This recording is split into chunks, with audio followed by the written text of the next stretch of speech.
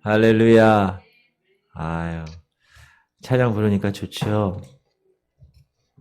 오늘 계시록 5장 일곱 인으로 봉한 책 두루마리를 오늘 한번 공부해 보도록 하겠습니다. 자, 인봉한 두루마리. 인이라는 건 도장을 찍었다는 거고, 봉했다는 거는 감췄다는 거. 두루마리. 옛날엔 책이 두루마리 이렇게 둘둘둘둘둘 말아서. 지금은 이렇게 컴퓨터로 종이도 이렇게 얇은 종이에서 탁 한 다음에 탁 치면 이렇게 나오잖아요. 옛날에는 그냥 썼어요. 잉크. 얼마나 힘들었겠나. 그렇죠? 복사기가 나온 지가 얼마 안 됐는데. 자, 1절, 2절 한번 읽어볼게요. 시작. 내가 보매 보좌에 앉으신 이의 오른손에 두루마리가 있으니 안팎으로 썼고 일곱 인으로 봉하였더라. 또 보매 힘있는 천사가 큰 음성으로 외치기를 누가 그 두루마리를 펴며 그 인을 떼기에 합당하냐 하나. 하늘 위에나 땅 위에나 땅 아래에 능히 그 두루마리를 펴거나 보거나 할 자가 없더라. 그 당시 책으로 만드는 두루마리는 여러분 잘 아는 강가에서 갈 때 이렇게 잘라가지고 이렇게 펴서 그걸 이렇게 이어서 만든 파피루스라는 거. 파피루스 보셨죠? 얇은 잘라지고 이런 거. 거기다가 이렇게 잉크로 해서 펜으로 해서 그리고 일단 종이가 힘드니까 많이 쓰질 못했고 종이 구하기가 힘드니까 그리고 값이 쌌겠어요? 비쌌겠어요? 비싸겠죠. 지금은 이 A4 용지 한 장이 싸죠. 그 당시는 비쌌겠어요. 그 로마 사람들은 항상 그 책을 만들면 혹은 편지 이렇게 하면 그것을 이렇게 초로 이렇게 가지고 뚝뚝뚝뚝뚝 한 다음에 도장을 뚝뚝뚝 줘가지고 말려요. 그러면 그 두루마리 그게 딱 인봉됐다 그래. 그거를 인을 치고 봉했다. 그래서 인봉이라 그래요. 근데 오늘 말씀 보니까 그 일곱 인을 친 책이 하나 있었다. 내가 보매 요한이 보니까 그렇죠. 자, 이 오늘 계시록 5장에 나오는 이 두루마리는 쉽게 얘기하면 인감증명서예요. 인감증명서. 여러분 집을 매매하거나 또는 이렇게 할 때 인감증명서가 필요하고 여러 가지 이런 그 경제 활동을 할 때 인감증명서가 필요해요. 그리고 거기 인감 도장이 있잖아요. 그죠? 그 인감 도장을 아무나 주질 않아요. 옛날에는 집문서 막 이렇게 갖고 그런 경우도 있는데 창조에 대한 예수 그리스도의 인감 도장이에요. 그게 권리 증서. 예수 그리스도는 그의 죽으심으로 인하여 그의 목숨값으로 인해서 이 땅을 창조하신 그분이 창조하셨어요. 요한복음 보면 1장 보면 그분이 창조하신 그 권리를 주장할 수 있는 거예요.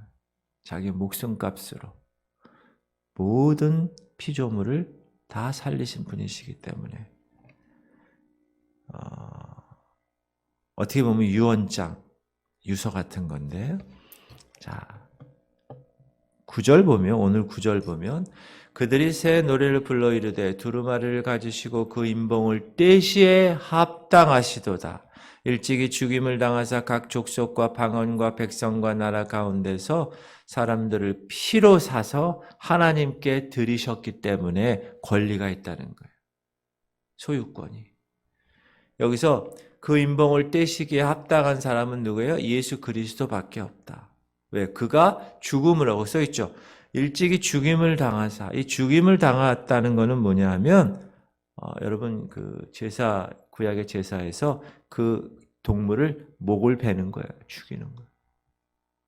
그리고 여기서 얘기하는 각 족속, 방언, 백성, 나라 이거는 온 인류를 얘기하는 거예요. 그 사람들을 뭘로 했다고요? 피로 자기의 피값으로 사셔서 하나님께 드렸기 때문에 그분은 권리 증서, 인감 증서의 권리를 주장할 수 있는 분이다. 그분만 except Jesus Christ. 예수 그리스도 외에는 그런 존재가 없습니다.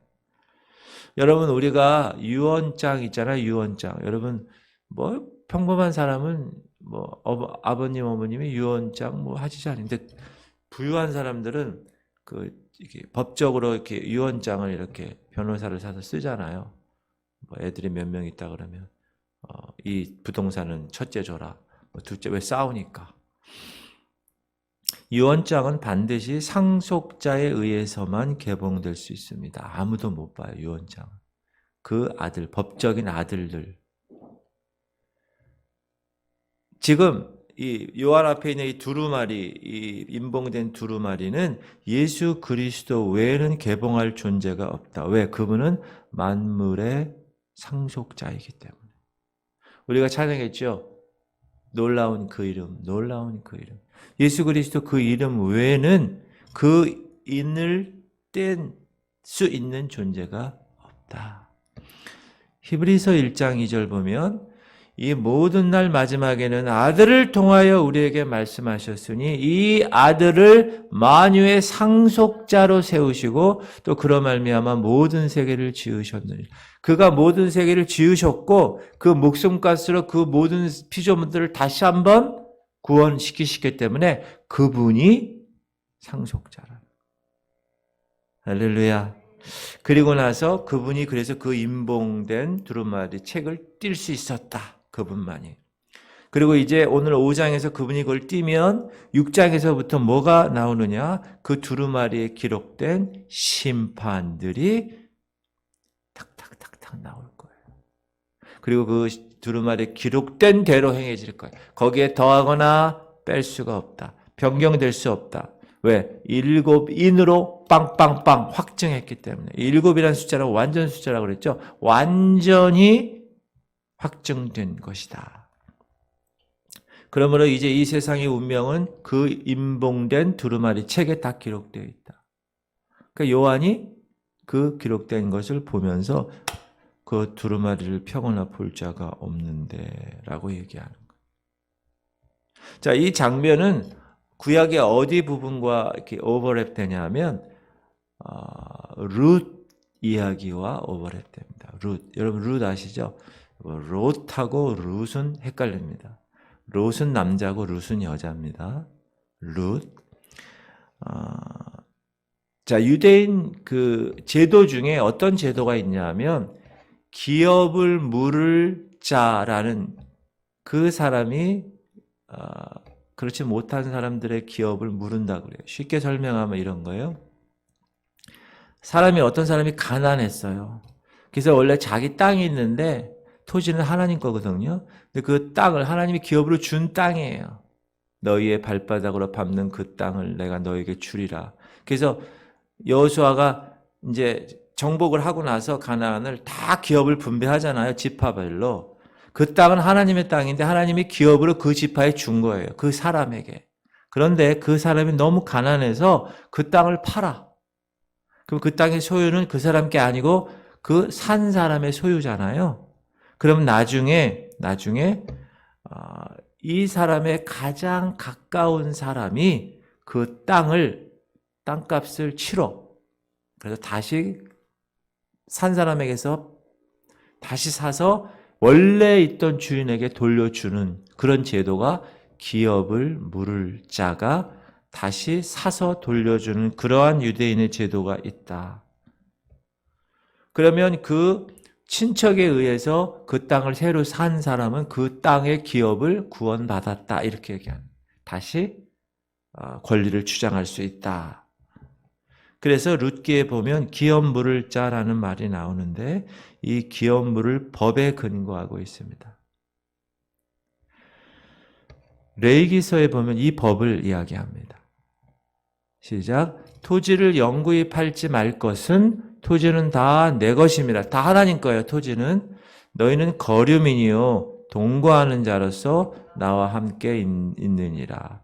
너희 기업의 온 땅에 그 토지 무르기를 허락할지니 만일 네 형제가 가난하여 그의 기업 중에서 얼마를 팔았으면 그에게 가까운 기업 물을 자가 와서 그의 형제가 판 것을 물을 것이요. 이게 기업 물을 법에 근거한 유대인의 제도입니다. 기업 물을 자, 다시 말하면 그 토지를 구원할 자, 원래 사람에게 돌려줄 자, 돈을 갖고 가장 가까운 친척으로 자기 재산을 가지고 그 친척을 해방시키기를 원하면 할 수 있는 거예요. 또 그런 능력이 있으면 하는 거예요. 그래서 보아스가 기업 물을 자가 됐는데 보아스보다 먼저 된 사람이 있어요. 더 가까운 친척. 그러니까 보아스가 먼저 그 사람에게 물어보죠. 그러니까 그 사람이 기업 물을지 않겠습니다. 그러니까 이 사람이 두 번째로 기업 물을 자가 되어서 룻이 보아스와 결혼해서 하나님의 이방 여인이지만 하나님 나라의 계보를 잇는 예수 그리스도를 낳는 족보의 사람으로 들어오게 되는 거죠. 이것은 무엇을 얘기하느냐? 모든 피조물은 다 이 사단에 의해서 죄와 속박 아래에 있는 존재였다.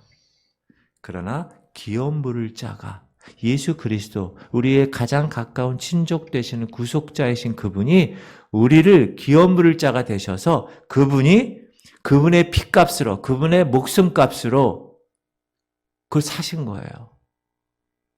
이해되시죠? 그 모든 피조물을 그분의 십자가 값으로 자유롭게 구원해서 해방시킨 거예요. 그래서 그분은 이 모든 세계의 기업 물을 자가 되셔서 권리를 주장하실 수 있는 거예요. 하나님은 예수 그리스도만을 통하여서 그 구속, 그 구원의 길을 행하신다는 거예요. 그러므로 이 두루마리 인봉이 한 이 7인을 친 이 두루마리 책을 떼기에 합당한 존재는 어떤 성도나 어떤 사람이나 어떤 영혼도 그 책을 취할 수가 없다. 오직 예수 그리스도 그분만. 왜요? 아무도 그럴 만한 자격이 없어요. 누가 이 세상의 사람이 이 땅의 모든 것들의 값을 다 치를 수 있어요? 되돌릴 수 있어요?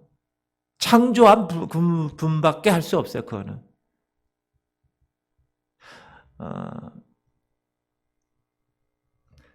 오늘 우리가 잠금 장치를 바꿨어요. 삐삐삐삐 이걸로 번호표로. 그러면 저거를 열쇠 하시는 그 집사님이 오셔서 했거든요. 어제. 그러니까 그분이 그걸 다 하셨어요. 그러니까 그분이 나중에 저거를 다 분해하거나 이런 거 할 때 다 하실 수 있어요. 왜? 그분이 했기 때문에. 그렇죠? 우리가 그런 예화도 있잖아요. 어떤 사람이 가다가 차가 고장이 났어.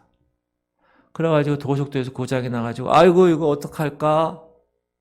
아유 사람들 막 이렇게 근데 어떤 분이 차를 타고 가다가 탁 멈췄어요. 그분이 탁 오더니 왜 그러십니까? 차가 고장 났어요. 그러니까 이 사람은 그냥 서서 그거 본네트 옆에 있는 그쪽에 손을 딱 해보세요. 그러니까 이 사람이 반신반의하면서 딱 했는데 딱 시동이 걸린 거예요. 그러니까 이 사람이 당신 누구시길래 이거 그냥 딱 보면 이렇게 아십니까? 그러니까 뭐라 그랬죠 그 사람이?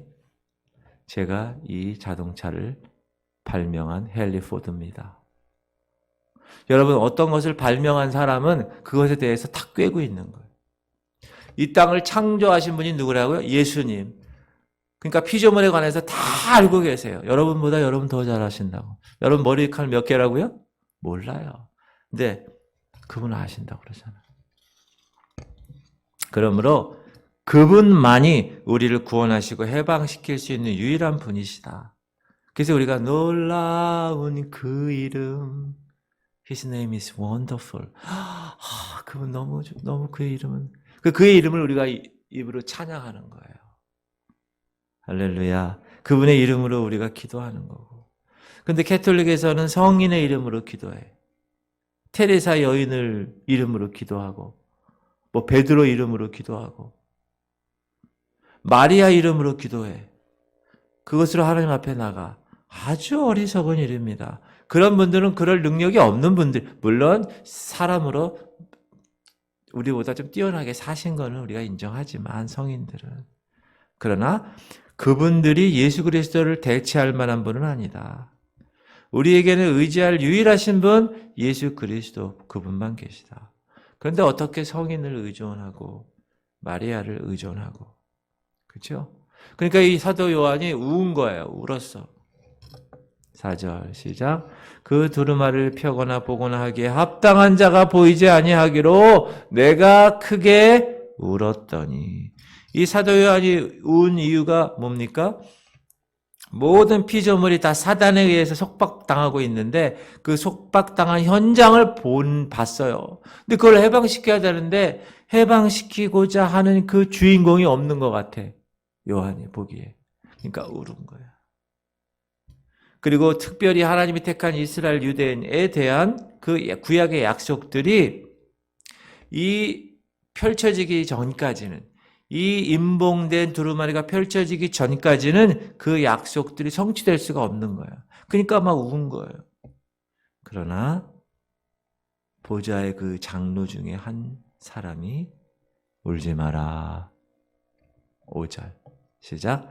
장로 중에 한 사람이 내게 말하되 울지 마라. 유대 지파의 사자 다윗의 뿌리가 이겼으니 그 두루마리와 그 7인을 떼시리라 하더라. 여기서 유다 지파의 사자, 이 메신저가 아니라 이건 라이언이에요. 라이언. 진짜 사자. 왕. 동물원 가면 사자 여러분 보셨죠? 사자. 이 땅의 왕자는 사자잖아요. 사자. 바다의 왕자는 마린보이고. 예전에 기억나세요? 바다의 왕자 마린보.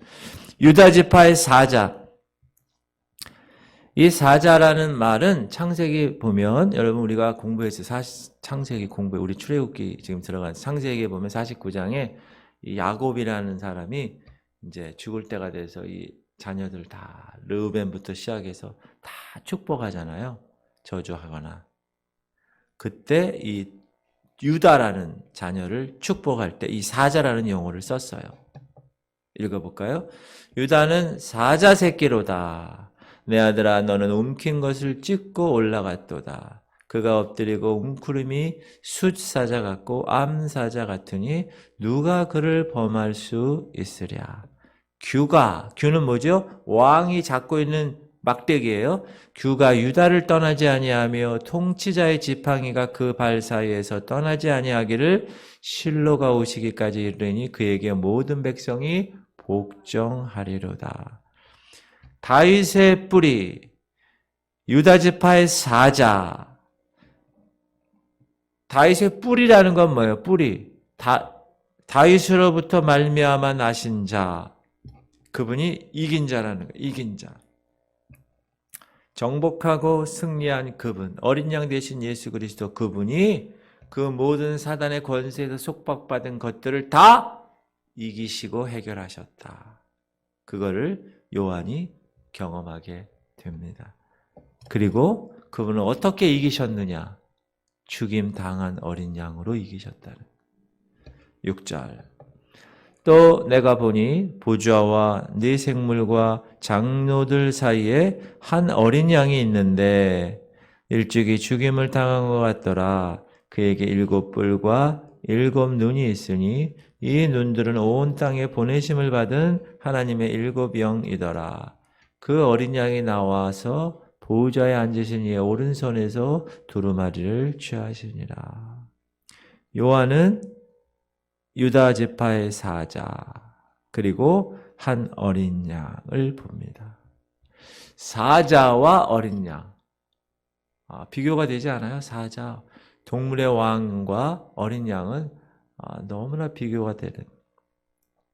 여기 두 이름 예수 그리스도 그분을 사자와 양으로 구약에서 이중적인 예언을 한 것 한번 보면 여러분 사자로서 예수 그리스도는 어떤 분이세요? 다스린다는 거예요. 사자는 동물의 왕이잖아요.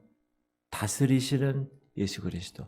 동시에 어린 양으로서 그는 세상 죄를 다 짊어지시고 죽으신 분이십니다. 다스리실 수 있는 분이 죽었다는 거예요. 우리가 우리 신앙생활에서 어떻게 얘기합니까? 영광을 위해서는 고난이 있는 거예요.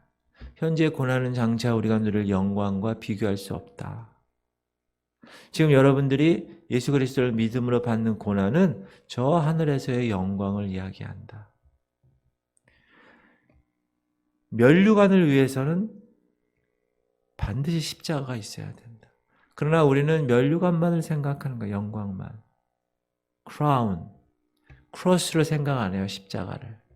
그래서 문제가 생기는 거예요. 그래서 값싼 은혜가 나오는 거예요. 이 어린 양이라고 이 계시록에서 계속 나와요. 몇 번, 29번이 나오는데 이건 주목해야 됩니다. 사실 여러분 구약부터 끝까지, 신약 끝까지, 계시록까지 다 어린 양이라는 주제로 요약할 수가 있어요. 우리가 창세기 아브라함이 이삭 데리고 모리아산에서 번제 드리러 갈 때 이삭이 뭐라고 묻죠? 아버지, 불하고 나무는 다 있는데 어린 양이 없네요. 그때부터 어린 양이 성경에 나오기 시작하는 거예요. 야, 어린 양은 야훼 하나님께서 다 준비하셨다. 그래서 여호와께서 준비하셨다. 이걸 뭐라고 그러죠? 여호와 이레, 여호와 이레. 그리고 세례 요한이 회개하라 천국이 가까웠느니라 외쳤을 때 예수 그리스도가 자기한테 세례받으러 올 때 뭐라고 그랬죠? 보라, 세상 죄를 지고 가는 어린 양이로다. Lamb of God, 하나님의 어린 양이구나. 그렇게 얘기하시고 계시록 끝에서는 죽임을 당한 어린 양은 찬양과 존귀와 영광과 다 받으시기에 합당하도다. 죽임을 당했다는 말은 문자 그대로 희생 제물이 되기 위해서 목이 잘렸다는 것. 여러분, 예수 그리스도의 죽음은 단순히 그냥 죽임을 당한 것이 아니라 희생 제물로 바쳐진 거예요. 제물로. 그런데 그 죽으신 그 희생 제물 스스로가 어떻게 되셨어요? 부활하셨어요. 그리고 피조 세계의 상속자가 되셨어요. 왜? 그 죽으신 값으로 모든 저주받은 피조물들을 다 구원하시고 다 원래 에덴의 모습으로 하나님께서 회복시키셨기 때문에. 그렇기 때문에 이 두루마리 책을 취하시고 그 임봉을 떼시기에 합당하다라는 증거를 얻게 된 거예요. 그분이, 예수 그리스도 그분이. 자, 오늘 예수 그리스도께서 이 두루마리 책을 취하실 때 장로들, 영광스럽게 된 저와 여러분 교회들 주를 찬양합니다. 그의 죽으심을 찬양하고 그의 다시 사심을 찬양하고 그 멸망할 피조물들을 다시 한번 회복시킨 것을 찬양합니다. 8절, 그 두루마리를 취하심에 네 생물과 24 장로들이 그 어린 양 앞에 엎드려 각각 검은과 향이 가득한 금 대접을 가졌으니 이 향은 성도의 기도들이라. 그들이 새 노래를 불러 이르되 두루마리를 가지시고 그 임봉을 떼시기에 합당하시도다. 일찍이 죽임을 당하사 각 족속과 방언과 백성과 나라 가운데서 사람들을 피로 사서 하나님께 드리시고 그들로 우리 하나님 앞에서 나라와 제사장을 삼으셨으니 그들이 땅에서 왕 노릇하리로다. 이렇게 찬양했다는 거.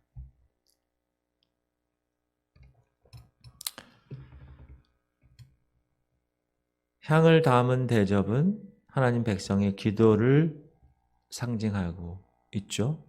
그리고 계시록 이제 내일부터 시작되는 6장부터 8장까지는 그 하나님 믿음으로 인해서 박해받고 시련당하는 백성들을 이야기하고 또한 그 백성들의 기도. 여러분 고난 가운데 있으면 뭐 하게 돼요? 기도하게 돼요. 그렇죠? 지금 병원에 남편이 누워 있으면 그 아내는 뭐 하고 있어요? 아싸 잘 됐네. 아이고 그리고 나가 돌아다니나요? 아니요. 그 남편을 위해서 뭐 하게 돼 있어요? 기도하게 돼 있어요. 그래서 고난이 내게 유익이라. 이로써 내가 주의 율례를 배웠나이다. 이 박해와 시련을 당하는 이 6장과 8장에서의 그 모습을 백성은 너무너무 힘드니까 기도하죠. 그때 응답하시는 모습을 보게 될 거예요. 지금 오랫동안 이 하나님의 백성들은 예수님 다시 오실 거를 위해서 기도해요. 그리고 지금 세상이 막 구부러진 세상을 곱게 펴실 거야, 그분이. 세례 요한이 그랬잖아요. 그렇죠? 그분은 crooked, 구부러진 것을 straight, 완전히 펴는 그런 존재로 오실 거야. 이렇게 얘기하셨었죠. 자, 10절. 네, 우리 읽었죠? 그들이 땅에서 왕노릇 하리로다. 제가 어제 이 왕노릇 하는 거에 관해서 천국이라고 그랬는데 이 땅의 천년 왕국이에요. 이 땅의 천년 왕국. 여러분 이제 혼인잔치 참여하고 나서 7년 대환란이 이제 이 땅에서 시작될 때 그 다 끝나고 전쟁이 다 끝나고 이게 해결되면 여기에 천년 왕국이 있는 거예요. 사자와 어린아이가 같이 사는 동네. 에덴 동산이 여기서 펼쳐지는 거예요. 여기서. 천국 가서 펼쳐지는 게 아니라 이 땅에서 천년 동안 천년의 왕국이 펼쳐지는 겁니다. 그때 우리는 예수 그리스도 그분과 함께 저와 여러분 성도 휴거된 이 사람들은 다스리는 존재로 살아가는 거예요. 할렐루야. 세 번째 11절부터 14절까지는 큰 음성으로 외치는 무리가 있었다. 11절 내가 또 보고 들음에 보좌와 생물들과 장로들을 둘러선 많은 천사의 음성이 있으니 그 수가 만만이요 천천이라. 아까 24 장로들은 뭐 했어요? 노래했어요. 찬양. 그런데 여기 천사들은 뭐라고 그랬어요? 큰 음성으로 말했어요. 여러분 우리가 좀 오해하는 것이 있는데 그건 뭐냐면 천사들은 그냥 말로 하나님을 찬양해요. 노래로 찬양하진 않아요. 성경에 천사들이 노래로 찬양했다. 그 증거는 한 군데도 없어요. 우리가 오해하는 것 중에 하나가 크리스마스 천사들 예수님 탄생했을 때 천사들이 노래했다는데 노래는 아니고 말로 찬양한 거예요. 말로. 성경을 한번 여러분 잘 보시면 그리고 욥기에서도 하나님의 아들들 천사들이 38장에 보면 기쁘게 소리하는 거예요. 소리. 하늘에 있는 천사들이 이 예수 그리스도께서 이 두루마리를 딱 취하실 때 큰 소리로 찬양했다는 거예요. 곡조 있는 노래는 아니었고 노래는 여러분 곡조 있는 노래는 하나님이 구원받은 성도들 저와 여러분 구원의 기쁨을 맛본 성도들에게만 주어주신 특권입니다. 성도들이 할 수 없는 것을 천사들이 할 수 있죠. 영적 존재니까. 많아요. 시공을 초월하고 이런 것들. 그러나 천사들은 구원받을 수가 없고 성도들과 더불어 어린 양을 찬양하는 노래를 부를 수도 없다. 찬양하는 거는 하나님이 우리에게만 허락하신 특권이라는 거예요. 너무 감사하죠. 그러므로 여러분 노래로 찬양하는 게 야, 이거 천사도 못하는 걸 내가 하는 거네. 그런 마음을 가지시기 바랍니다. 12절 큰 음성으로 이르되 자 음성으로 이룬 거예요. 큰 노래로 한 게 아니라 죽임을 당하신 어린 양은 능력과 부와 지혜와 힘과 존귀와 영광과 찬송을 받으시기에 합당하신 분입니다. 이렇게 얘기하는 거예요. 이거를 뭐라고 그러냐면 송영이라고 그래요. 송영. 덕설러지라고 그래요. 여러분 우리가 찬송가 1장, 2장, 3장 이게 보면 송영이라고 써요. 송영, 떡설러지. 이건 뭐냐? 성부 하나님, 성자 하나님, 성령 하나님께만 오로지 드려지는 찬양. 만복의 근원 하나님. 우리 일어나서 찬양하잖아요. 그런 성령은 앉아서 폼 잡고 찬양하는 게 아니라 탁 경건하게 일어나서 온 백성 찬송 드리고 이렇게 그걸 똑설러지라 그럽니다. 그런데 비교해보면 여러분 예수님이 이 땅에 계실 때하고 지금 예수님 어디 계세요? 하늘에 계시는 하늘 보좌에 계시는 그 예수님하고 비교를 한번 제가 해볼게요. 요한복음에서는 지상에서는 저가 당연히 죽을 것이다 이렇게 나오는데 하늘나라에 계신 예수 그리스도는 그의 찬송을 받으시기에 합당하시다. 비교가 되죠. 그리고 고린도후서 8장 9절에는 그분은 지상에 있을 때 우리를 위하여 가난하게 되셨어요. 그런데 요한계시록의 찬양은 그는 부유하시기에 합당하도다. 그렇게 찬양해요. 그리고 고린도전서 이 땅에 계셨을 때 1장 18절에는 십자가의 도가 멸망하는 자들에게는 미련한 것이요 구원받은 우리에게 이렇게 나오잖아요. 이 계시록에서는 그는 지혜를 지니시기에 합당하시다. 고린도후서 3장에 보면 그리스도께서 약하심으로 십자가에 못 박히셨도다. 계시록에서는 그의 강함을 찬양하는 것. 요한복음 8장 49절에 보면 너희가 나를 무시하는도다. 계시록에서는 그가 높임을 받으시기에 합당하시도다. 요한복음 8장 50절에는 나는 내 영광을 굳이 아니한다. 지상에서 예수님. 근데 저기 하늘나라 예수님은 그는 영광을 받으시기에 합당하도다. 갈라디 3장 13절에는 그리스도께서 우리를 위하여 저주를 받으셨다. 이렇게 나와요. 율법의 저주에서 우리를 속량하시기 위해서 그분이 스스로 저주를 받으셨다. 계시록에서는 그는 축복과 영광을 받으시기에 합당하시다. 이렇게 비교가 됐다. 그러니까 지금 여러분 지금 우리가 뭐 공부하는 거예요? 요한을 하나님이 하늘로 촥 올리셔서 하늘의 보좌를 탁 보여주시고 거기에 24장로 보좌에 있는 하나님과 24장로들의 모습과 네 생물이 다 피조세계죠. 그들이 다 하나님을 찬양하는 그것을 이 요한이 본 거예요. 그리고 천사들이 말로 찬양하고 또 거기에 24장로와 피조물들이 찬양으로 예수 그리스도를 높이는 것을 같이 합니다. 떼창을 한다고 그래요. 요즘 말로 떼창을. 시작. 내가 또 들으니 하늘 위에와 땅 위에와 땅 아래와 바다 위에와 또 그 가운데 모든 피조물이 이르되 보좌에 앉으신 이와 어린 양에게 찬송과 존귀와 영광과 권능을 세세토록 돌릴지어다 하니 내 생명이 이르되 아멘 하고 장로들은 엎드려 경배하더라. 찬송과 존귀 영광 지혜 능력 주님께 돌리세 보좌 위에 앉으신 찬양하는 거. 누가? 거기 있는 모든 존재들이 천사들 보좌의 네 생물들 또 24장로들 거기 다 이렇게 모든 만물은 예수 그리스도께서 최종적으로 사단의 권세를 다 이기시고 그분의 왕국을 세우실 때 임하게 될 그 구원, 그 구속을 기다리고 있어요. 모든 피조물. 로마서에 보면 제가 어제도 얘기했지만 아담이 범죄했는데 하나님이 저주를 땅에다 한다고 그랬잖아요. 그래서 모든 피조물들이 다 저주를 받은 상태라고 지금은.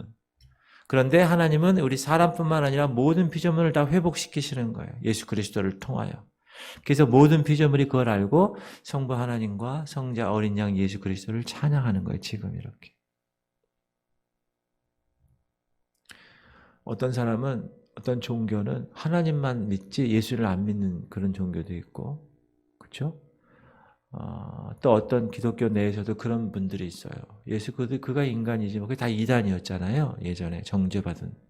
그거는 모순된 거예요. 왜냐하면 지금 계시록에 모든 천사와 모든 성도와 모든 다 하나님 성부와 성자를 찬양하는 것이 계시록에 나와 있는데 그걸 거부하는 것은 성경을 거부하는 것이다. 여러분 이제 이 두루마리를 그 합당한 그분이 여시면 그 안에 있는 모든 작정된 대로 이제 역사가 흘러갈 것입니다. 근데 특별히 거기에 심판이 있다고 그랬는데 심판에 두 가지 목적이 있습니다.